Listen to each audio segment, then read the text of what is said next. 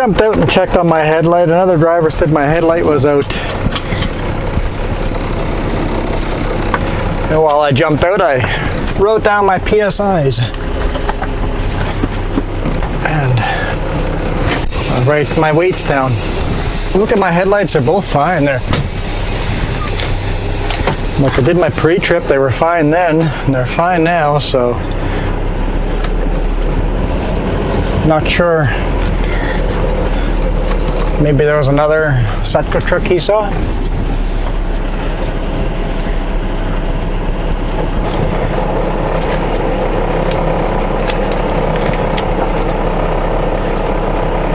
So 5,780.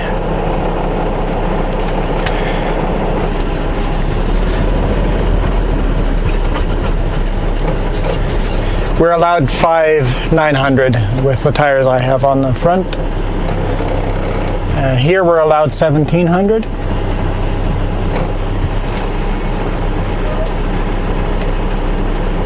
$16,440.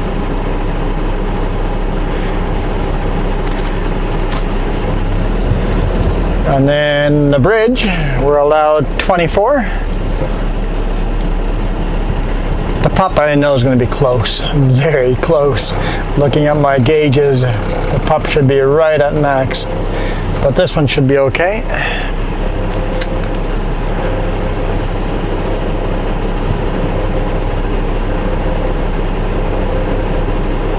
$23,020.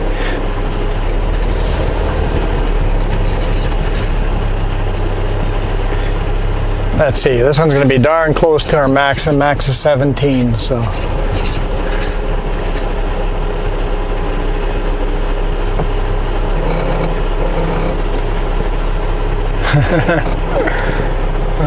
Pretty close, pretty close.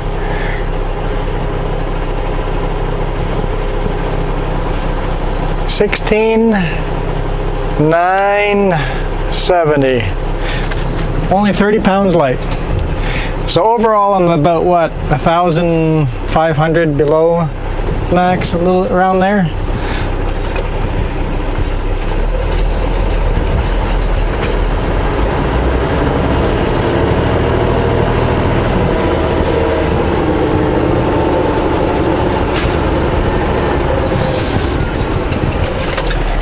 That's awesome. DOT just pulled in behind me. I wonder if they're opening the scale.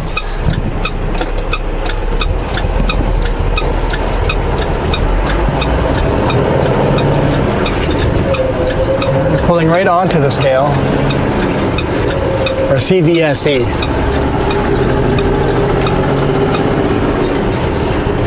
He's parking right on the scale, opening his door. I'm not sure if they're going to open the scale or not, but they're hanging out.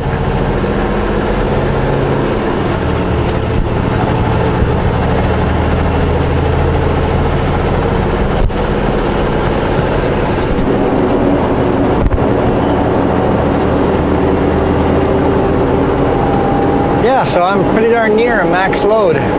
Remember how I said yesterday? Yesterday I talked about the day before, the day... Continue on Highway 3. How they didn't fix my trailer, I still had the air leak. And then I said, they didn't fix my truck, I still have the engine light, but at least to fix the overheating issue. Well, with a max load like this, I've been overheating like a bugger.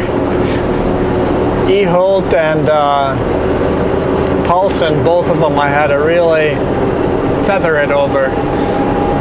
Pick a couple of gears lower than I need to normally go over. Basically, I went over Paulson slower than I do in winter when the Paulson's slippery.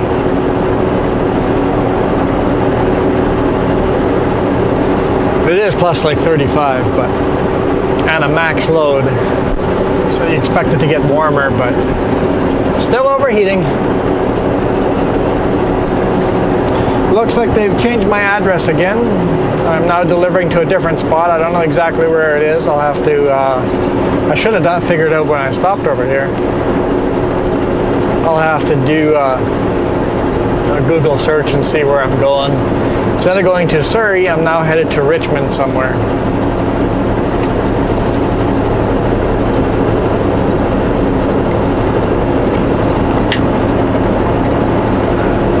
Well, it's going to be all downhill here or flat. I'm going to put my AC back on.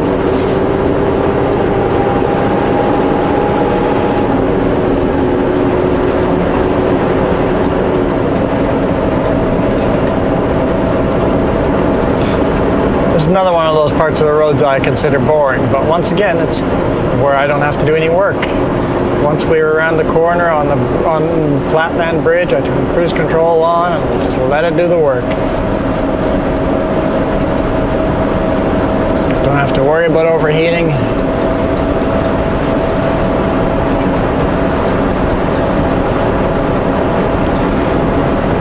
So a couple of miles back, we're just leaving Midway now.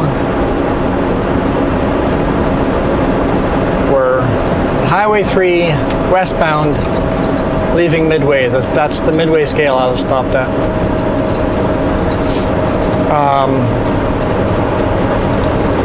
Halfway between Midway and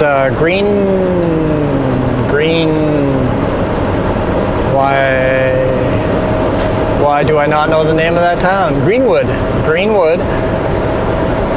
Oncoming, there was a bicyclist with a little trailer behind him. One of those guys that looks like they're carrying all their possessions with them, or they're doing a cross-Canada trip or something like that. You know, either one of those epic vacation bike rides or homeless type of person.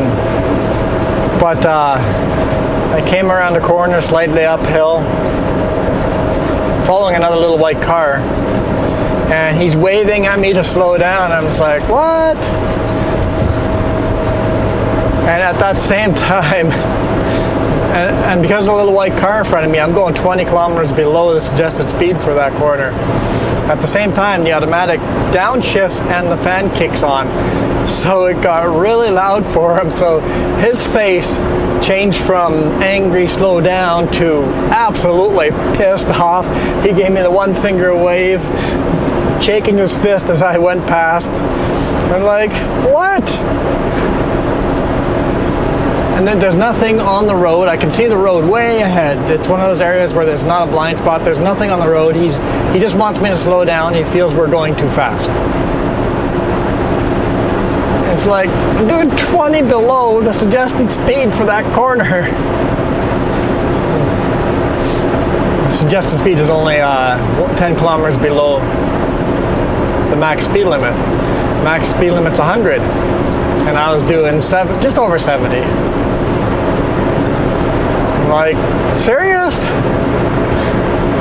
I think you're a little on the crazy side. So either he's having a bad day, or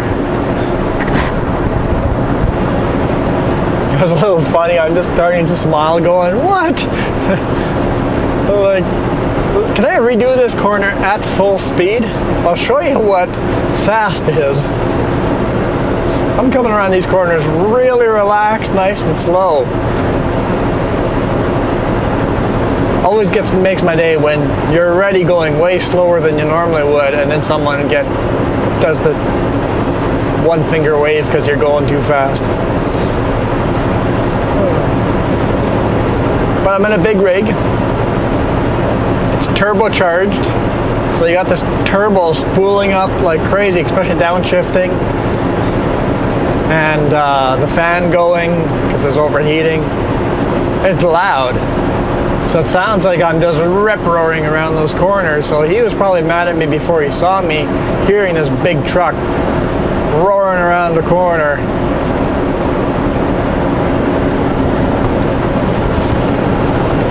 I've had that same experience several times now, very often in town, like driving through Oliver. Speed limit's 50, I'm doing 30, speeding up from a red light. In Oliver and Osoyoos, you really don't do more than 30, 35, sometimes 40 if it's later in the day and there's nobody around. And you get these fist pumping and then slow down, it's like, Yes, I know my engine sounds like I'm really loud. Sounds like there's a race car roaring down the road, but I'm going slower than everybody else. You see everybody pulling away from me? Just because I'm loud doesn't mean I'm going fast. Good thing I got muffled Jake brakes. It'd be even louder then.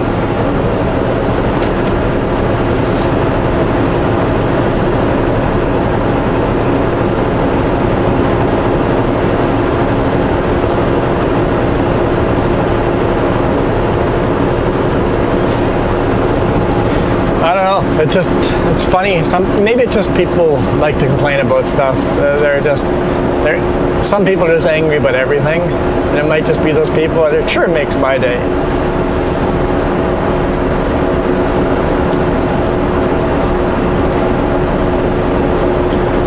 So today was the first time I've loaded a Klesnikov since one of our drivers got a $300 ticket with a Klesnikov load on it for having loose staples. Yep, loose staples. I don't know if I told you guys about that. One of our guys got a ticket for having loose staples. So this lumber is wrapped with like a tarp, very thin, one-time use tarp type of thing. And they're stapled on. And in the wind, and when they're wrapping them in the yard, sometimes some staples fall out, and you see these staples all over the place. Every loading, unloading place, you lift the pack with a forklift, it kind of all the 2x4s and 2x8s move around a bit, putting pressure on these staples, and the staples pop out. So apparently, I guess our scale guy was in a bad mood and gave one of our guys a ticket because some of the staples were loose. I'm like, every single load I have ever hauled, ever, that's a wrapped lumber, has loose staples. So I could get a $300 ticket every single time I have wrapped lumber. Like, are you serious? Our dispatch made a phone call and had a conversation with CVSE, and they decided not to give that ticket after all. They pulled it after a heated discussion. So then I was talking to the forklift driver, and he goes, yeah, he got a phone call about 15 minutes after that driver had left the yard about how he has to be a lot more careful about loading packages that have loose staples. It's like, what are you talking about? So they sent pictures of the loose staples, and it was literally just a loose staple.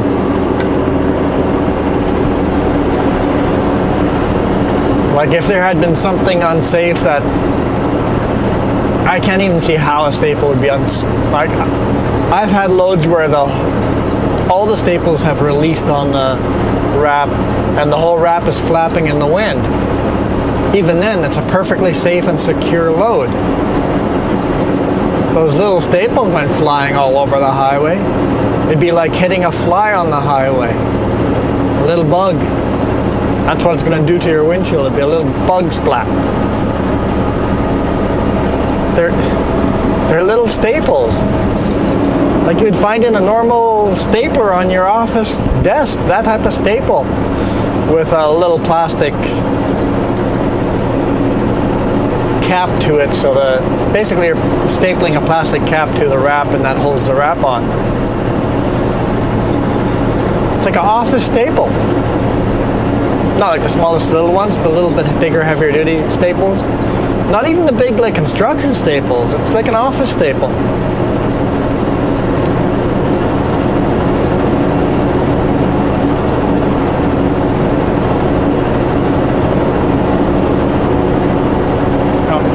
AC off, open the windows, so this might get noisier.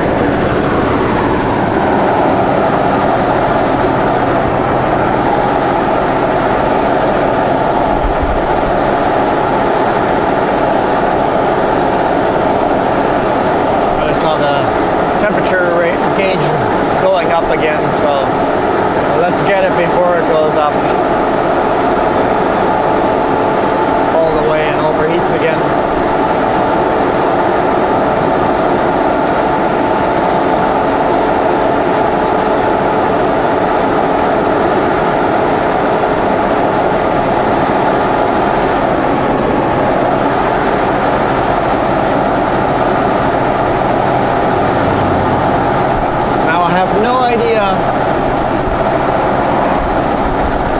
The truck driver was in when he got this ticket. If the truck driver was a bit of an idiot and was disgruntled truck driver,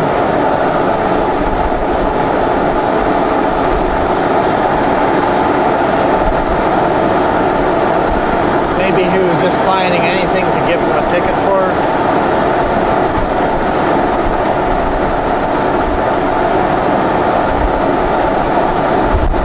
Who the driver was. He speaks fairly broken English. He's a Jamaican gentleman. Nice guy. Kind of works at his own pace, but nice guy, and he gets his job done, so maybe he was having a bad day and the scale guy was having a bad day. I don't know. It just still seems so silly to get a $300 ticket for a loose staple.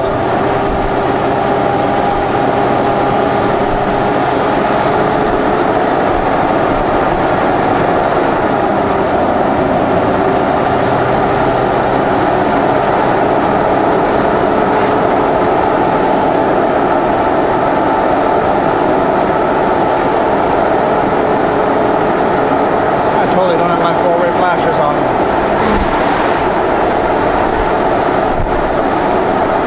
Turn those on.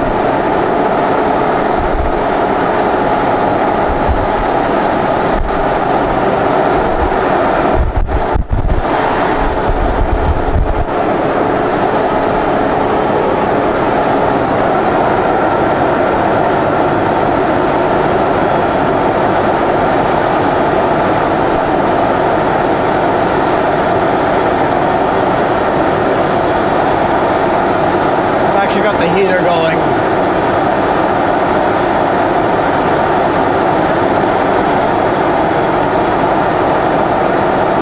It's plus 35 degrees out, and I got the heater blasting.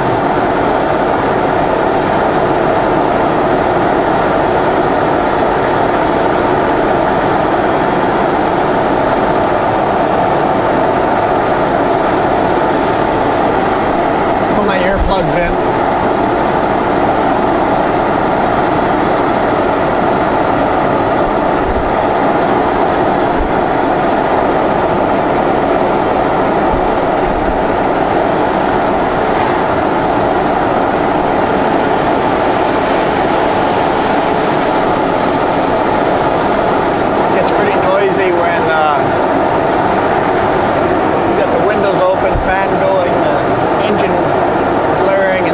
Sound bouncing off the side of the cliff too, so I'll just throw my earplugs in.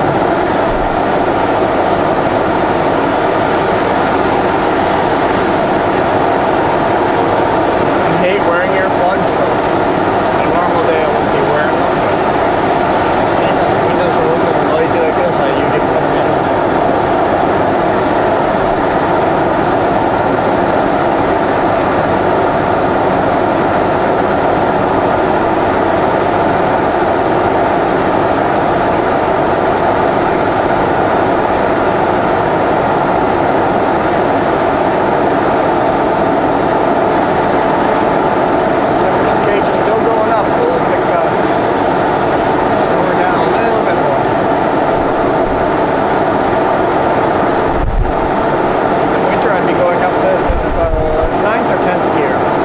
Heavy load like this, probably ninth gear. Oh, there it goes, beep, beep, beep.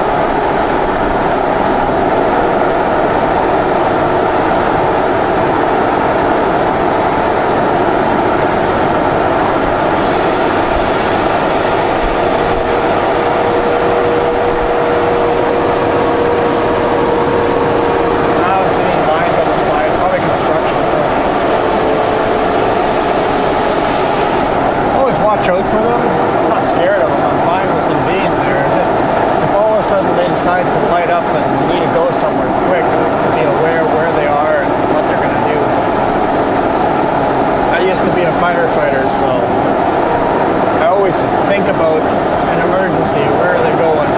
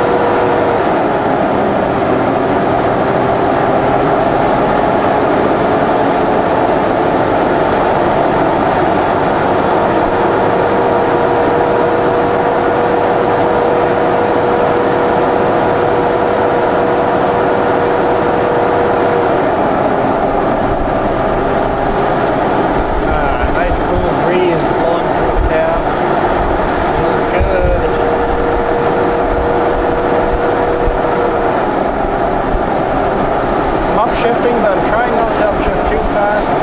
It's right on that borderline of overheating again.